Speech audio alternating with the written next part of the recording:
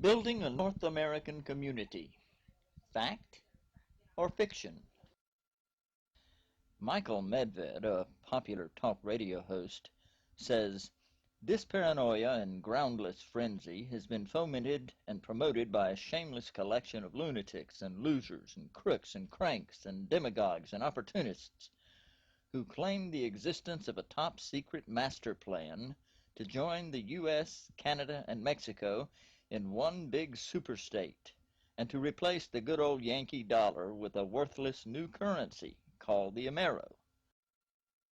John Hawkins, a popular blogger at Right Wing News, says, "There's a Council on Foreign Relations report called Building a North American Community that's being used as the blueprint for a merger of the U.S., Mexico, and Canada. When I asked Lee Feinstein, executive director of the task force that produced the report, if the report favors merging the United States, Canada, and Mexico, his reply was, "It doesn't favor anything of the kind. Indeed, if you read through the report, you will find that it doesn't call for the creation of a superstate." The federal government says the SPP, the Security and Prosperity Partnership, in no way, shape, or form considers the creation of a European Union-like structure or common currency. So why all of the hullabaloo about a North American Union? Because if it looks like a skunk and smells like a skunk, it's probably a skunk, regardless of what you call it. Let's look at some facts so you can decide for yourself. Robert Pastor, co-chair of the Council on Foreign Relations task force that produced the report John Hawkins referred to, calls his vision a North American community. His book, Toward a North American Community, and his research papers for the Trilateral Commission and the Council on Foreign Relations explains why he is often called the father of the North American Union. Let's hear what he wants. Pastor says the three nations of the North American community should adopt a common external tariff, adopt a North American approach to regulation, establish a common security perimeter by 2010, establish a North American investment fund, establish a permanent tribunal for North American dispute resolution, hold an annual North American summit meeting, establish minister-led working groups, create a North American Advisory Council, and create a North American Interparliamentary Group. Just who is Robert Pastor? Michael Medved says, "Pastor is a loony leftist, slightly unhinged professor at American University, who bears no connection whatever to the Bush administration or the dreaded Security and Prosperity Partnership. An adult academic with zero power in the government." Were Michael Medved correct, there would be no need to worry. Let's see if he is correct. Actually, Pastor's vision has been under construction for decades.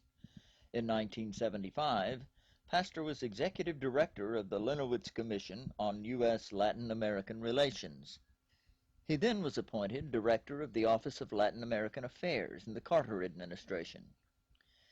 He maneuvered the Panama Canal Treaty through the Senate in 1978. He was nominated by Bill Clinton to be ambassador to Panama, but not confirmed. He has been advisor to every Democratic presidential candidate since 1976. And in 2002, he became Vice President of International Affairs and Professor of International Relations at American University. Pastor is also the Vice Chairman of the Council on Foreign Relations Task Force that produced the 70-page report entitled Building a North American Community. It could be a coincidence, but this report was released just 1 week before President Bush met with Mexico's Vicente Fox and Canada's Paul Martin, March 23, 2005, to launch the Security and Prosperity Partnership. Special note: Carla A. Hills, U.S. Trade Representative in the George H.W. Bush administration, who negotiated the North American Free Trade Agreement, served on this task force with Robert Pastor. She was also vice chairman of the Council on Foreign Relations and a member of the Executive Committee of the Trilateral Commission. The essential building blocks of the North American Union include the Free Trade Area of the Americas, launched in 1994, Carla Hill's North American Free Trade Agreement, also launched in 1994, the Central America Free Trade Agreement, signed in 2005, and the Security and Prosperity Partnership, also launched in 2005. Skeptics contend that the FTAA, NAFTA, and CAFTA are simply trade agreements, and that the SPP is simply an effort by these three nations to improve cooperation on major issues. What could possibly be wrong or threatening about this? Here's what's wrong with these agreements. 1. They are transforming our system of government. 2. They usurp the constitutional authority of Congress. And 3. They further erode national sovereignty.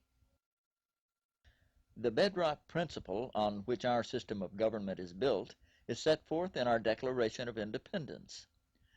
Governments derive their just power from the consent of the governed.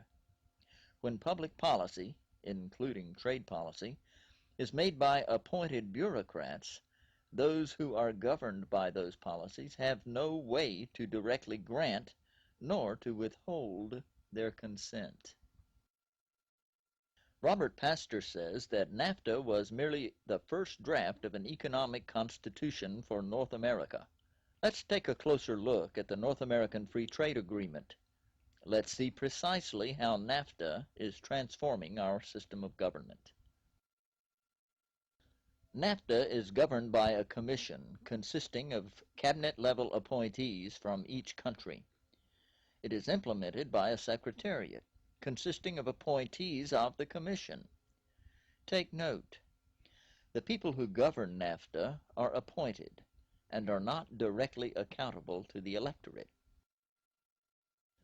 NAFTA's Article 511 requires that each nation conform its laws to the uniform regulations adopted by the appointed policymakers, and that any modifications or additions to the uniform regulations be adopted by the member nations within 180 days. The people who are governed elect a president, 100 senators, and 435 representatives. The president appoints a U.S. trade representative, who is confirmed by the Senate. The trade representative is the U.S. representative on the NAFTA Commission. It is the NAFTA Commission that creates trade policies for the three nations and appoints a NAFTA Secretariat to coordinate and implement those policies. NAFTA's Article 511 requires Congress to conform its laws to NAFTA's uniform regulations. NAFTA working groups, consisting of federal employees throughout several agencies, then impose NAFTA's trade policies on the people who are governed.